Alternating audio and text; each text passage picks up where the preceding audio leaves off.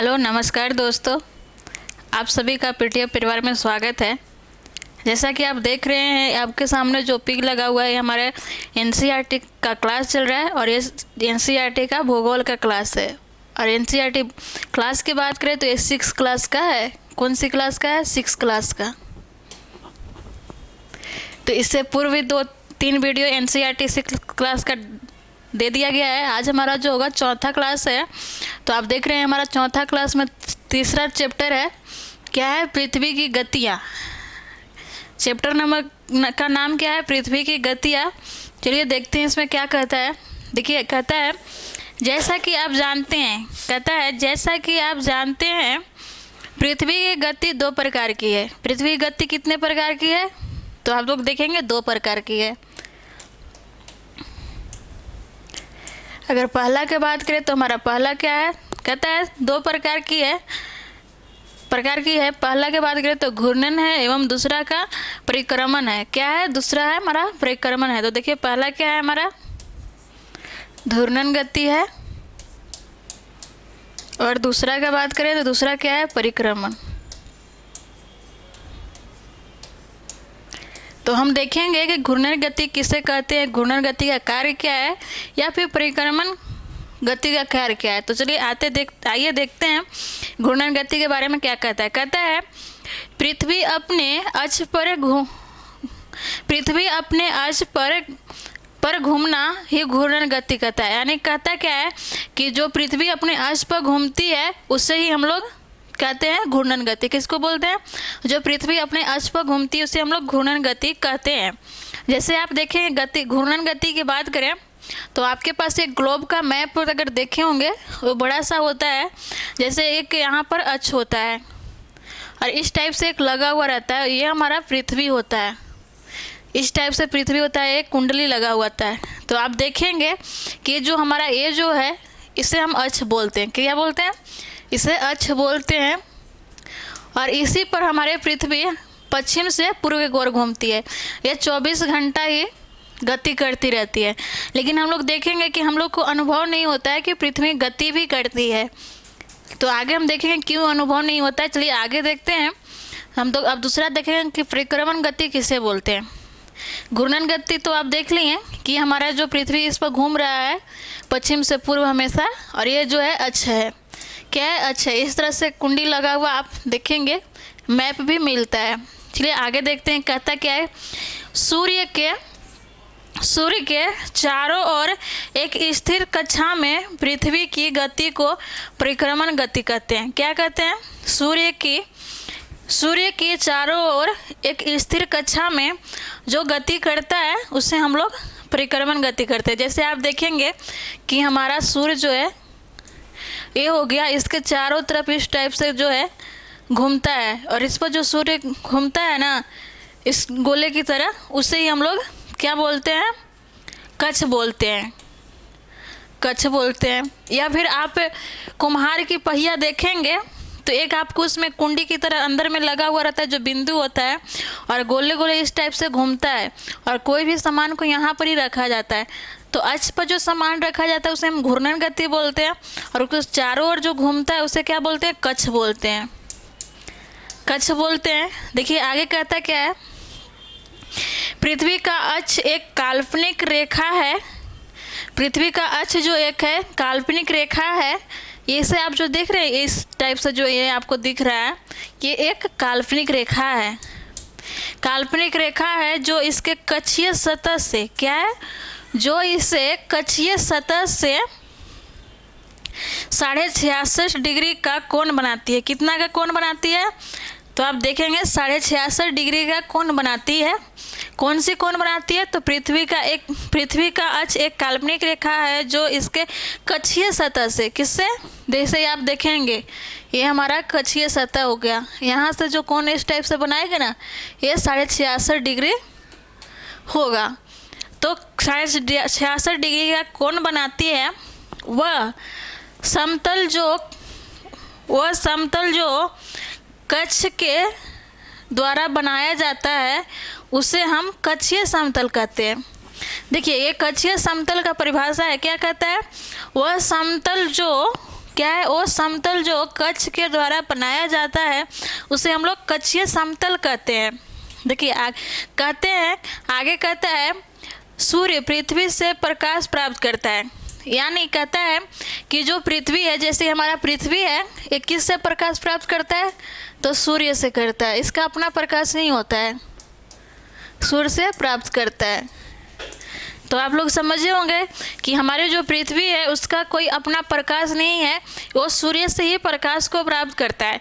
जैसे देखेंगे कि दिन में जैसे सूर्य का किरण आता है तो दिन हो जाता है और पूरे पृथ्वी पर प्रकाश आ जाता है। वही रात में सूर्य अगर लुप्त हो जाता है तो अंधेरा हो जाता है। तो वही कहता है कि पृथ्वी सूर्य से प्रकाश प्राप्त करती है। आगे देखिए कहता है, आगे आप लोग देखेंगे, कहता है पृथ्वी का आकार गोल के समान है। कैसा है, पृथ्वी का आकार कैसा है, गोल की समान है, समान है। इसलिए एक समय में सिर्फ, क्या कहता है, इसलिए एक समय में सिर्फ आधे भाग पर ही सूर्य की रोशनी प्राप्त होती है। जैसे आप देख रहे हैं हमारा पृथ्वी है, गोल की समान है। अगर हमारी पृथ्वी जो है पश्चिम से पूर्व की ओर परिक्रमा करती रहती है, घूमते रहती है, किस दिशा में घूमती है, तो पश्चिम से पूर्व की ओर। अगर सूर्य की रोशनी हमें इस साइड में आ रही है, जैसे आप देखेंगे कि सूर्य है, ये हमारा सूर्य हो गया।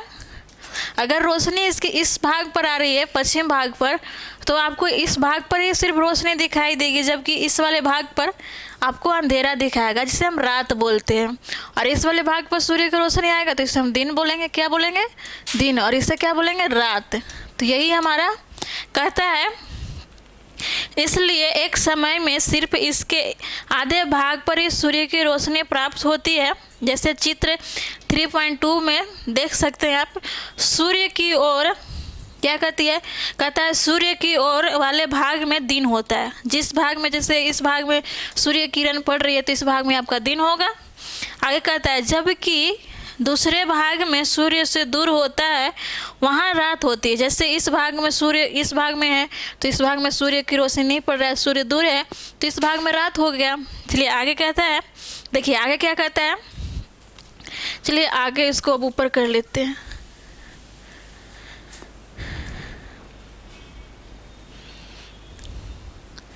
देखिए आगे कहता है,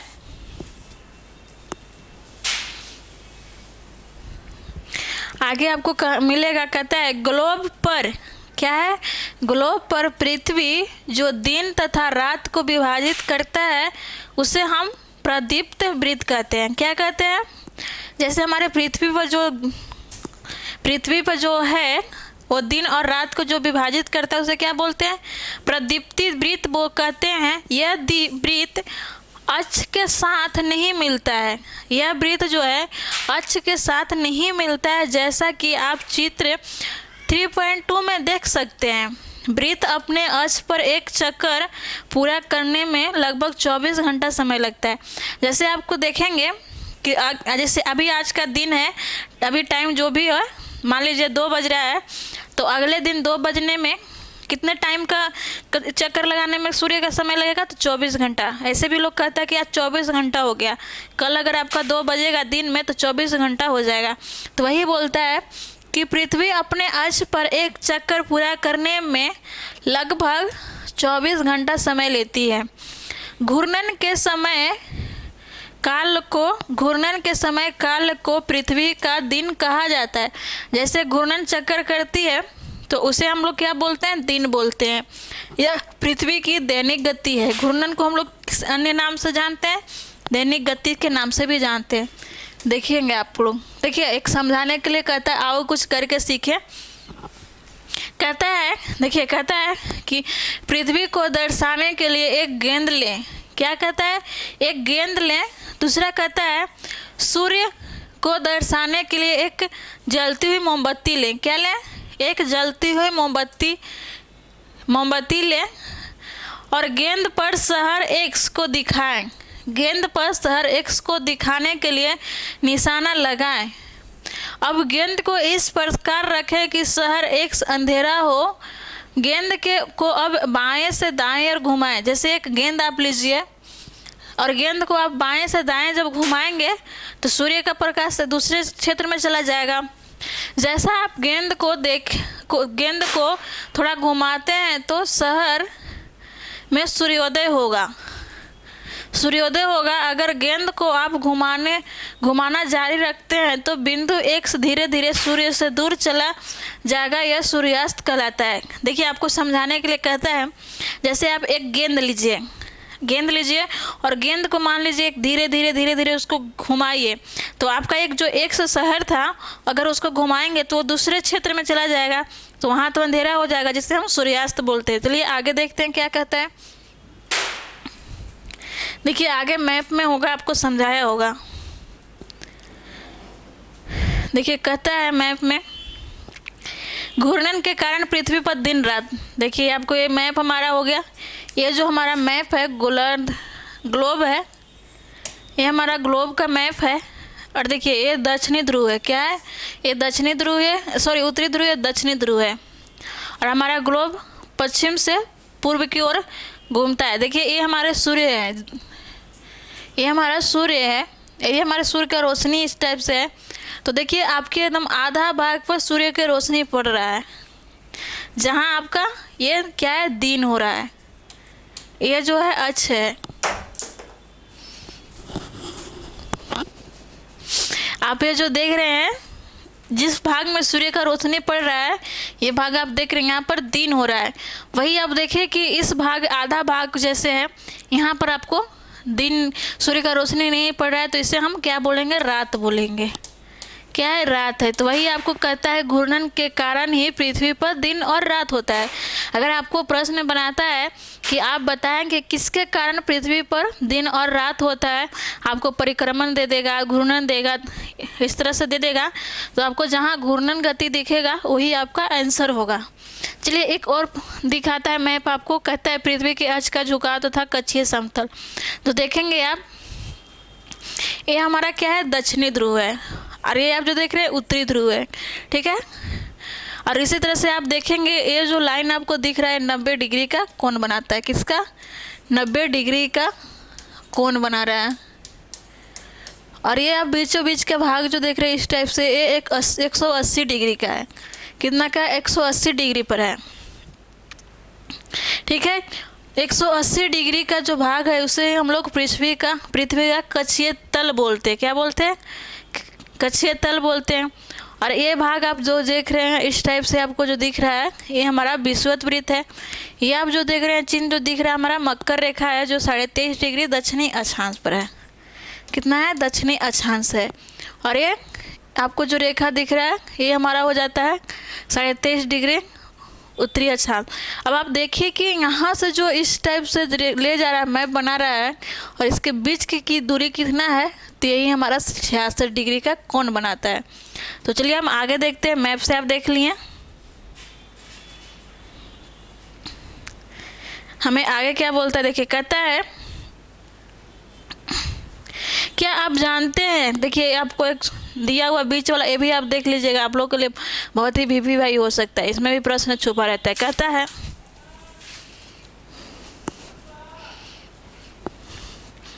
कहता है प्राचीन भारतीय, क्या है? प्राचीन भारतीय खगोल शास्त्र, क्या है? कहता है प्राचीन भारतीय खगोल शास्त्र, क्या है? खगोल शास्त्र आर्यभट्ट ने, किसने? आर्यभट्ट ने बताया था कि पृथ्वी गोल है। किसने बताया था? ये प्राचीन इतिहास अगर आप पढ़ेंगे तो आपको ये मिलेगा देखने के लिए। प्राचीन भारतीय खगोल शास्त्र आर्यभट्ट ने बताया कि पृथ्वी गोल है और ये अपने अक्ष पर घूर्णन करती यानी घूमती है। सबसे पहले किसने बताया था? तो आर्यभट्ट थे, जो भारतीय खगोल शास्त्री थे, उसी ने बताया था कि पृथ्वी एक गोल है और अपने अक्ष पर घूमती है। और इनका जन्म का अगर बात करें तो इनकी जन्म पाटलिपुत्र में हुआ था। चलिए आगे देखते हैं क्या कहता है। देखिए कहता है, अगर पृथ्वी घूर्णन ना करे तो क्या होगा? अब आपको बताना कि अगर पृथ्वी घूर्णन नहीं करता है तो क्या होगा। देखिए कहता है आगे, सूर्य के तरफ वाले पृथ्वी के भाग में हमेशा दिन होगा। जैसे अगर आप देखें कि हमारा ये पृथ्वी है और ये घूर्णन ही नहीं करता, इस भाग में सूर्य है तो ये इस भाग में ही हमेशा दिन होगा और एक तरफ रात ही रात होगा। तो वही आपको कहता है कि अगर घूर्णन नहीं करता है तो सूर्य के तरफ वाले पृथ्वी के भाग में हमेशा दिन होगा, जिसके कारण उस भाग में गर्मी लगातार पड़ेगी। अगर जिस भाग में सूर्य होंगे उस भाग में अगर हमेशा दिन ही दिन होगा तो गर्मी तो अधिक होगा ही, क्योंकि सूर्य से ही हमें ऊर्जा की प्राप्ति होती है। किसका होती है? ऊर्जा की प्राप्ति होती है। तो गर्मी लगातार पड़ेगी। वही कहता है दूसरे भाग में हमेशा अंधेरा रहेगा, इस भाग में हमेशा अंधेरा रहेगा यानी रात रहेगा। तो कहता है दूसरे भाग में हमेशा अंधेरा रहेगा एवं कहता है एवं पूरे समय ठंड पड़ेगी। जिस भाग में रात रहेगी उस भाग में हमेशा ठंड पड़ेगी और जिस भाग में दिन होगी उस भाग में हमेशा गर्मी पड़ेगा। वही कहता है कि पड़ेगा। इसी तरह की अवस्था में जीवन संभव नहीं होगा। कहता है कि इस तरह की अवस्था जहाँ होगी वहाँ जीवन संभव नहीं होगा। दिन अगर पूरे वहाँ दिन ही दिन होगा, जहाँ पर सूर्य का रोशनी नहीं होगा, रात होगा, वहाँ सिर्फ ठंड होगा। तो वही आपको कहता है कि वहाँ सिर्फ है जीवन संभव नहीं है। चलिए आगे देखते हैं क्या कहता है। पृथ्वी की गति, क्या कहता है? पृथ्वी की दूसरी गति जो सूर्य के चारों ओर कक्ष में होती है। क्या कहता है? पृथ्वी की दूसरी गति जो सूर्य के चारों ओर कक्ष में होता है उसे हम परिक्रमण कहते हैं, कहा जाता है। उसे क्या कहता है? परिक्रमण कहा जाता है। यह पृथ्वी के एक वर्ष यानी 365 दिन या 1/4 दिन में सूर्य का एक चक्कर लगाती है। क्या करती है? एक चक्कर लगाती है। कितने दिन में? सूर्य का चक्कर परिक्रमण जो है कितने दिन में लगाती है? तो 365 दिन में। तो आपका हो गया क्या है? 365 दिन में एक चक्कर लगाती है। देखिए आगे कहता है हम लोग एक वर्ष में 365 दिन ही मानते हैं तथा सुविधा के लिए 6 घंटा इसे नहीं जोड़ते हैं। सूर्य जो है क्या है? पृथ्वी सूर्य का चक्कर कितने दिन में लगाती है? तो 365 दिन में लगाती। 365 दिन 6 घंटा होता है, जिससे हम लोग 65 दिन ही जोड़ते हैं, 365 दिन। तो वही आपको बताता है। चलिए आगे देखते हैं क्या कहता है। देखिए ये मैप हमारा है, आपको ये पृथ्वी का परिक्रमण और ऋतु के बारे में चर्चा करता है। चलिए देखते हैं। देखिए ये आपका क्या है? सूर्य है। क्या है? सूर्य है। और अभी हमारे जो है पृथ्वी है। क्या है? ये जो आप देख रहे हैं पृथ्वी है, पृथ्वी है। और इस वाले भाग को आप जो देख रहे हैं जो नीला दिख रहा है दिन है और ये वाला भाग रात है। इस तरह से देखिए इसमें सिर्फ दिन दिख रहा है। तो आगे देखिए कहता है क्या है। कहता है ये आप देख रहे हैं जो हमारा पृथ्वी है दक्षिणी उत्तरी ध्रुव है, दक्षिणी ध्रुव है। और ये कब का है? तो ये बसंत ऋतु है। और हमारे पृथ्वी पर 4 ऋतुएं होते हैं। देखिए क्या है? बसंत ऋतु है। ये कब होता है? ये विषुवत पर है। 21 मार्च को बसंत ऋतु होता है। कब होता है? 21 मार्च को बसंत ऋतु होता है। उसी तरह से आप देखेंगे यहाँ पर आपका ये शीत ऋतु है। इसके आगे देखिए, पहले हम 4 ऋतु के बारे में पहले पढ़ रहे थे, इसके बाद आप लोगों को समझ आएगा अच्छा से। देखिए कहता है 4 वर्ष में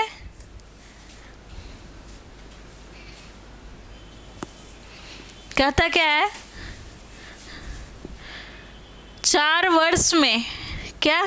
4 वर्ष में प्रत्येक वर्ष बचे हुए 6 घंटे मिलाकर एक दिन यानी 24 घंटे के बराबर होते हैं। क्या कहता है? 4 वर्ष में प्रत्येक वर्ष के बचे हुए 6 घंटे को मिलाकर यानी 24 घंटा हो जाते हैं। इसके अतिरिक्त दिन फरवरी के महीने में जोड़ा जाता है। कि कब जोड़ा जाता है? वो जो 24 घंटा होता है जो 4 साल में हो जाता है उसे हम कब जोड़ते हैं? फरवरी महीने में जोड़ देते हैं, जोड़ा जाता है। इसी प्रकार प्रत्येक चौथे वर्ष फरवरी का माह 28 के बदले 29 दिन का होता है। क्या होता है? 28 के बदले 29 दिन का होता है, जिसे हम लोग क्या बोलते हैं? लीप ईयर बोलते हैं। क्या बोलते हैं? लीप ईयर बोलते हैं। लीप वर्ष बोलते हैं, उसी के बारे में बोल रहा है। जैसे आप देखेंगे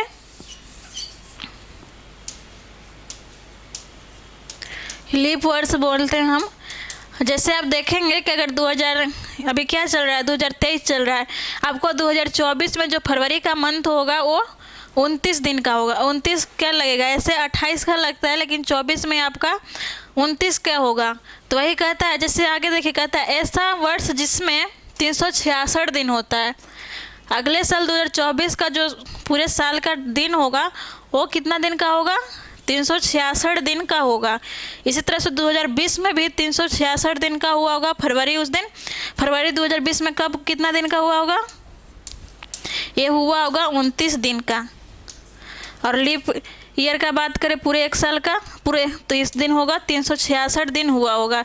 इसी तरह से 2024 में होगा, वही आपको बोलता है। देखिए कहता है 366 दिन होते हैं, उससे लीप वर्ष कहा जाता है। क्या कहा जाता है, लीप वर्ष कहा जाता है। पता लगाएं कि अगले लीप वर्ष कब होगा। देखिए वही आपको बोल रहा है कि अगले लीप वर्ष कब होगा। तो अभी हमारा 2023 चल रहा है, कब क्या चल रहा है, 2023 चल रहा है। तो आप 2020 के बाद हर साल अगर आप देखेंगे तो आपका 6 घंटा कब हो जाएगा, तो 2024 में आपका फिर लीप वर्ष होगा। कब होगा, 2024 में होगा। देखिए आगे फिर बोलता है, ध्यान दीजिए कि पृथ्वी पूरे कक्ष में एक ही दिशा में झुकी हुई है। अब ध्यान दीजिए कि पृथ्वी पूरे कक्ष में एक ही दिशा में झुकी हुई है। सामान्यतः एक वर्ष में गर्मी, सर्दी, वसंत और शरद ऋतु में बांटा गया है। कितने ऋतु होता है, तो 4 होता है। कौन कौन सा होता है तो देखेंगे आप, तो बसंत हो जाएगा, शरद हो जाएगा, इसी तरह से गर्मी होगा जिसे ग्रीष्म काल बोलते हैं, और बसंत ऋतु वर्षा ऋतु हो जाएगा। तो चलिए आगे देखते हैं। कहता है ऋतु परिवर्तन में सूर्य चारों ओर पृथ्वी की स्थिति में परिवर्तन के कारण ही होता है। कैसे होता है, पृथ्वी में परिवर्तन के कारण ही होता है। कारण पृथ्वी में ऋतु में परिवर्तन सूर्य के चारों ओर पृथ्वी की स्थिति के परिवर्तन के कारण होता है। चलिए आगे देखते हैं। देखिए कहता है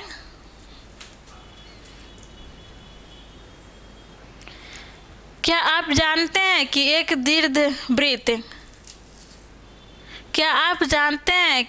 दीर्घवृत्त कैसे बनाया जाता है। एक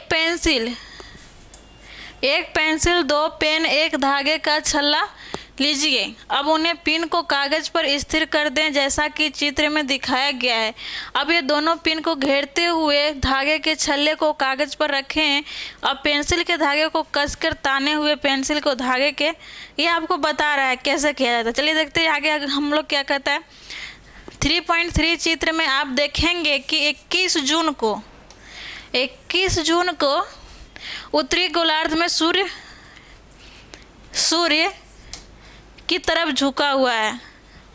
21 जून को उत्तरी गोलार्ध सूर्य की तरफ झुका हुआ है। सूर्य की किरण कर्क रेखा पर सीधी पड़ती है। कहाँ पड़ती है, कर्क रेखा पर सीधी पड़ती है। इसके परिणाम स्वरूप इन क्षेत्रों में ऊष्मा अधिक प्राप्त होती है। कब, 21 जून को ये कर्क रेखा पर सीधे पड़ती है। 21 जून के सूर्य जो है कर्क रेखा पर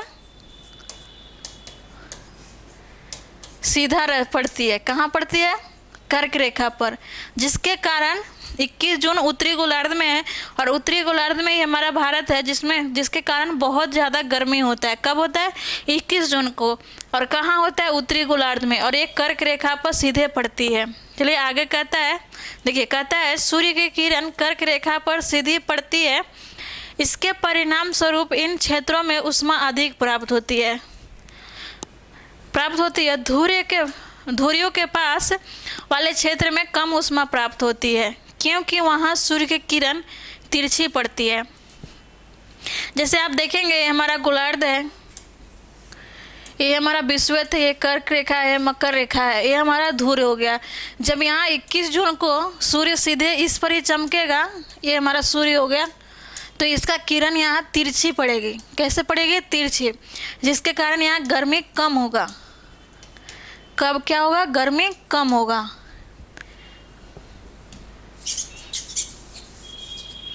देखिएगा, ये हमारा मैप हो गया, ये हमारा विषुवत वृत्त हो गया।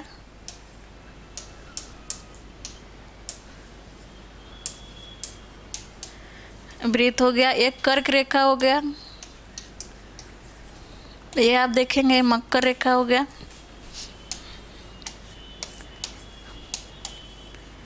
ये मकर रेखा हो गया। चलिए आप देखते हैं कि 21 जून के सूर्य कहाँ होता है। 21 जून के सूर्य सीधा यहाँ पर पड़ता है। ये सूर्य हमारा हो गया, कहाँ पड़ता है? कर्क रेखा पर। ये हमारा 90 डिग्री उत्तरी ध्रुव है। क्या है? उत्तरी ध्रुव है। तो यहाँ अगर आप देखेंगे तो सूर्य किरण तिरछी पड़ती है, जिसके कारण ध्रुव पर गर्मी कम पड़ता है। उसी तरह से अगर आप देखेंगे तो यहाँ आपको दिसंबर में मकर रेखा पर सूर्य का किरण सीधे पड़ती है। कब? दिसंबर मंथ में। चलिए आगे हम देखते हैं, मैप में आपको हम बताएंगे। फिर आगे कहता है तिरछी पड़ती है। उत्तरी ध्रुव सूर्य के तरफ झुका होता है। क्या है?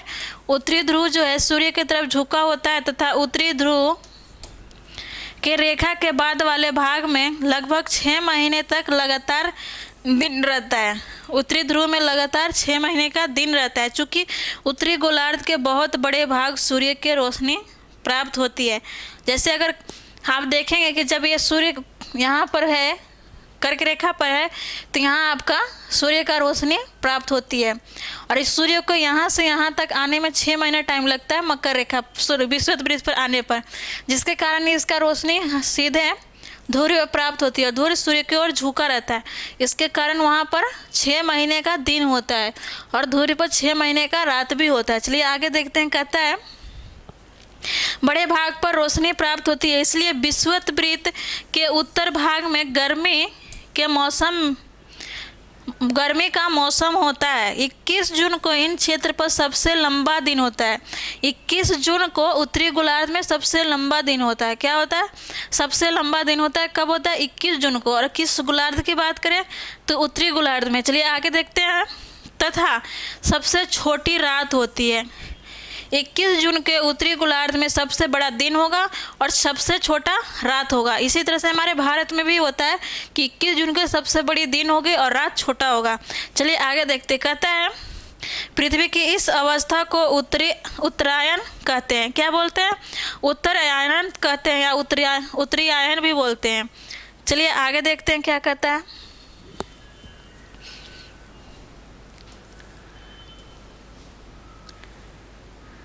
देखिए आगे कहता है 22 दिसंबर को दक्षिणी ध्रुव के सूर्य की ओर झुके होने के कारण। कब?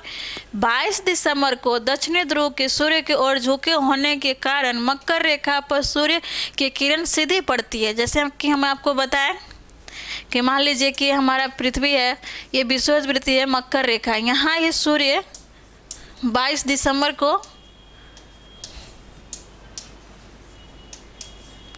22 दिसंबर को सीधा पड़ती है। इसका किरण जो है सीधा पड़ती है, जिसके कारण देखिए सूर्य की किरण सीधी पड़ती है। चूंकि सूर्य किरण कहता है चूंकि सूर्य किरण मकर रेखा पर लंबवत पड़ती है, इसी दिन सीधे यानी इस पर लंबवत पड़ती है, इसलिए दक्षिणी गोलार्ध के बहुत बड़े भाग में प्रकाश प्राप्त होता है। क्या कब प्राप्त होता है? दक्षिणी ध्रुव में सबसे बड़ी प्रकाश या सबसे लंबी दिन कब होता है? 22 दिसंबर को होता है और रात छोटी होता है। और दक्षिणी गोलार्ध में गर्मी कब पड़ता है? तो दिसंबर के मंथ में पड़ता है। और हमारे भारत के देखेंगे आप उत्तरी गोलार्ध में तो ठंड पड़ता है। चलिए आगे देखते हैं। कहता है इसलिए दक्षिणी गोलार्ध में लंबे दिन और तो तथा छोटी रातें वाली ग्रीष्म ऋतु होती है। देखिए यहाँ पर आपको बोलता है ग्रीष्म ऋतु होती है और यहाँ पर आपका इस टाइम देखेंगे दक्षिण उत्तरी गोलार्ध में तो ठंड होती है।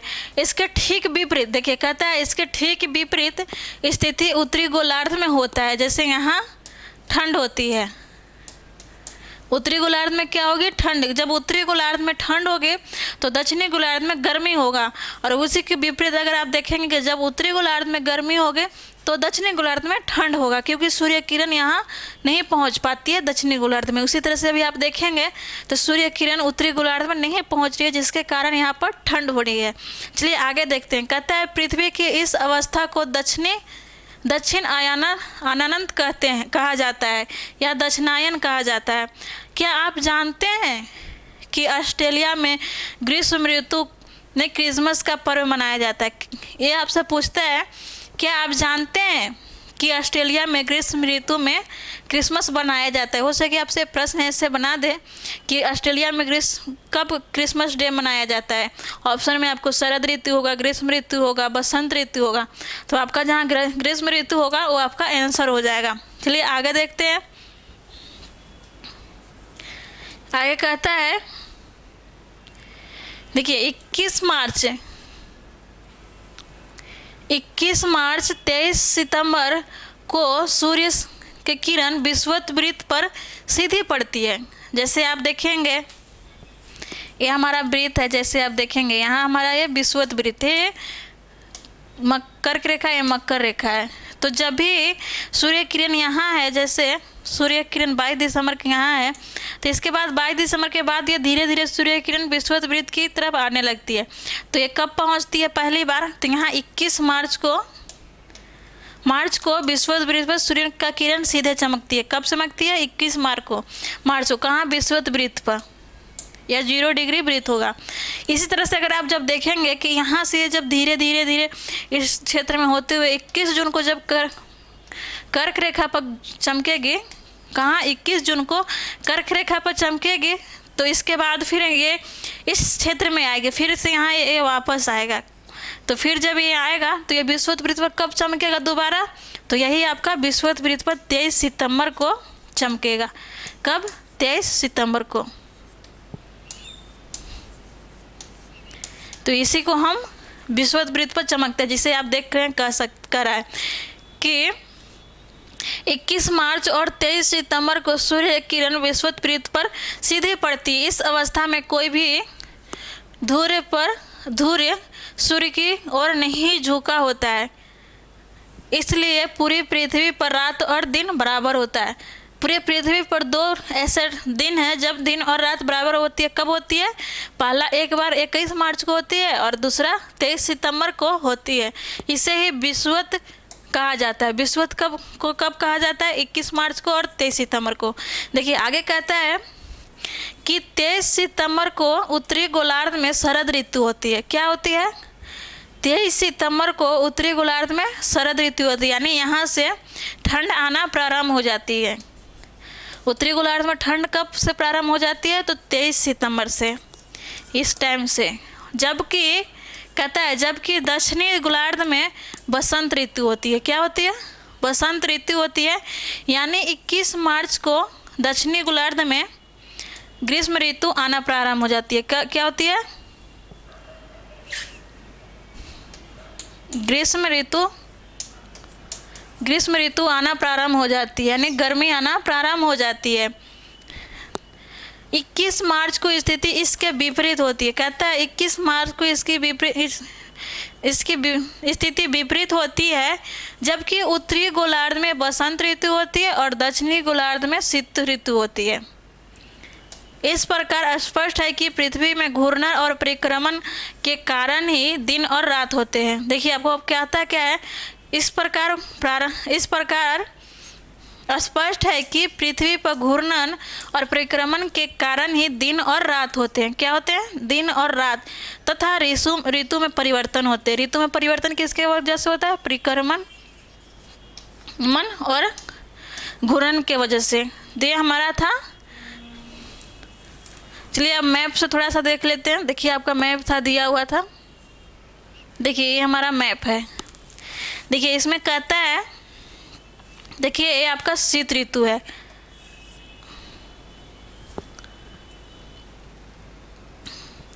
देखिए ये हमारा सूर्य है। क्या है? सूर्य है। जैसे कि हम आपको बताएं कि 4 प्रकार के ऋतु होते हैं। देखिए 23 सितंबर को ये है, ये 23 सितंबर है। सूर्य किरण कहाँ चमक रही है? 23 सितंबर को तो वृत्त पर चमक रही है, यहाँ पर चमक रही है।